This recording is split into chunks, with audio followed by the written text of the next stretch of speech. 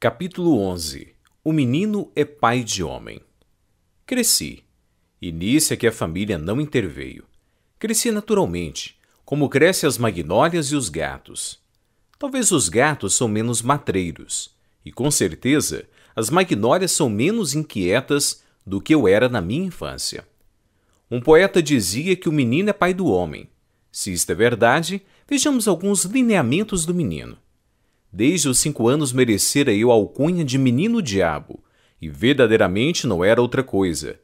Fui dos mais malignos do meu tempo, arguto, indiscreto, traquinas e voluntarioso. Por exemplo, um dia quebrei a cabeça de uma escrava, porque me negara uma colher do doce de coco que estava fazendo, e não contente com o malefício, deitei um punhado de cinza ao tacho. E, não satisfeito da travessura, fui dizer à minha mãe que a escrava é que estragara o doce por pirraça. E eu tinha apenas 6 anos. Prudêncio, moleque de casa, era o meu cavalo de todos os dias. Punha as mãos no chão, recebia um cordel nos queixos, à guisa de freio, eu trepava-lhe ao dorso, com uma varinha na mão. Fustigava-o, dava 1000 voltas a um e outro lado, e ele obedecia.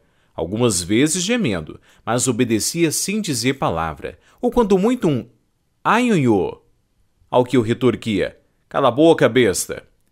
Esconder os chapéus das visitas, deitar rabos de papel a pessoas graves, puxar pelo rabicho das cabeleiras, dar beliscões nos braços das matronas e outras muitas façanhas deste jaez eram mostras de um gênio indócil. Mas devo crer que eram também expressões do espírito robusto, porque meu pai tinha-me em grande admiração, e se às vezes me repreendia, à vista de gente, fazia-o por simples formalidade, e em particular dava-me beijos. Não se conclua daqui que eu levasse todo o resto da minha vida a quebrar a cabeça dos outros, nem a esconder-lhe os chapéus. Mas opiniático, egoísta e algo contemptor dos homens, isso fui. Se não passei o tempo a esconder-lhe os chapéus, alguma vez lhes puxei pelo rabicho das cabeleiras. Outro sim, afeiçoei-me à contemplação da injustiça humana. Inclinei-me a atenuá-la, a explicá-la, a classificá-la por partes, a entendê-la, não segundo um padrão rígido, mas ao sabor das circunstâncias e lugares. Minha mãe doutrinava-me a seu modo, fazia-me decorar alguns preceitos e orações, mas eu sentia que, mais do que as orações, me governava os nervos e o sangue, e a boa regra perdia o espírito, que a faz viver, para se tomar uma vã fórmula. De manhã antes do mingau e de noite antes da cama, pedi a Deus que me perdoasse, assim como eu perdoava aos meus devedores. Mas entre a manhã e a noite fazia uma grande maldade. E meu pai, passado alvoroço, dava-me pancadinhas na cara e exclamava a rir: "Ah, brejeiro! Ah, brejeiro!" Sim, meu pai adorava-me. Minha mãe era uma senhora fraca, de pouco cérebro e muito coração. Assaz crédula, sinceramente piedosa. Caseira, apesar de bonita, e modesta, apesar de abastada. Temente às trovoadas e ao marido. O marido era na terra o seu Deus. Da colaboração dessas duas criaturas nasceu a minha educação, que, se tinha alguma coisa boa, era no geral viciosa, incompleta e, em partes, negativa. Meu tio cônego fazia às vezes alguns reparos ao irmão. Dizia-lhe que ele me dava mais liberdade do que ensino e mais afeição do que emenda. Mas meu pai respondia que aplicava na minha educação um sistema inteiramente superior ao sistema usado, e por este modo, sem confundir o irmão, iludia-se a si próprio. De envolta com a transmissão e a educação, houve ainda o exemplo estranho, o meio doméstico. Vimos os pais, vejamos os tios. Um deles, o João, era um homem de língua solta, vida galante e conversa picaresca. Desde os 11 anos entrou a admitir-me as anedotas reais ou não, eivadas todas de obscenidade ou imundície. Não me respeitava a adolescência, como não respeitava a batina do irmão, com a diferença que este fugia logo que ele enveredava por assunto escabroso. Eu não. Deixava-me estar, sem entender nada a princípio, depois entendendo e enfim achando-lhe graça.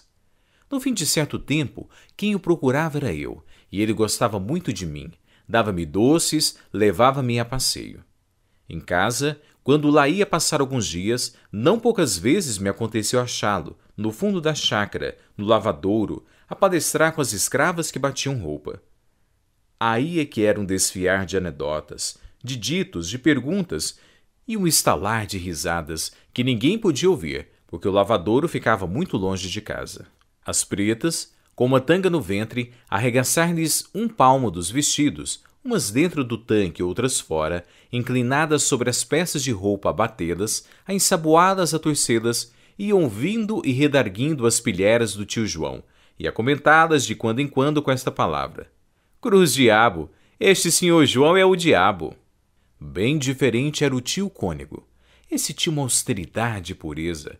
Tais dotes, contudo, não realçavam o espírito superior, apenas compensavam o espírito medíocre. Não era homem que visse a parte substancial da igreja, viu o lado externo, a hierarquia, as preeminências, as sobrepelizes, as circunflexões. Vinha antes da sacristia que do altar. Uma lacuna no ritual excitava mais do que uma infração dos mandamentos.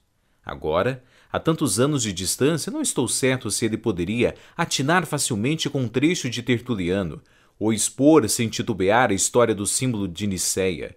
Mas ninguém, nas festas cantadas, sabia melhor o número e caso das cortesias que se deviam ao oficiante. Cônego foi a única ambição de sua vida, e dizia de coração que era a maior dignidade a que podia aspirar. Piedoso, severo nos costumes, minucioso na observância das regras, frouxo, acanhado, subalterno, possuía algumas virtudes em que era exemplar, mas carecia absolutamente da força de as incutir, de as impor aos outros. Não digo nada de minha tia materna, dona Emerenciana, e aliás era a pessoa que mais autoridade tinha sobre mim. Essa diferençava-se grandemente dos outros, mas viveu pouco tempo em nossa companhia, uns 2 anos. Outros parentes e alguns íntimos não merecem a pena de ser citados. Não tivemos uma vida comum, mas intermitente, com grandes claros de separação. O que importa é a expressão geral do meio doméstico, e essa aí fica indicada: vulgaridade de caracteres, amor das aparências rutilantes, do arruído, frouxidão da vontade, domínio do capricho e o mais. Dessa terra e desse estrume é que nasceu esta flor.